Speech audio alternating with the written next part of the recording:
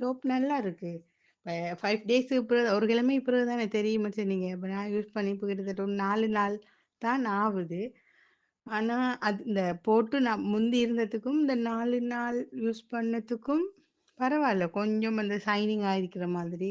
மறுபிறகு அந்த இந்த எனக்கு வந்துட்டு முகத்தில இந்த முதல் பிம்பிள்ஸ் வந்து போனேன். அந்த எங்கிலும் ஸ்ப்ரெட் ஆவல. எனக்கு அந்த கன்னத்தில அந்த ஒரு சைடுக்கு மட்டும் 2 சைடுக்கும் ஒரு இடத்த மட்டும் இப்படி வட்டமா அந்த கருப்பு இருக்கு.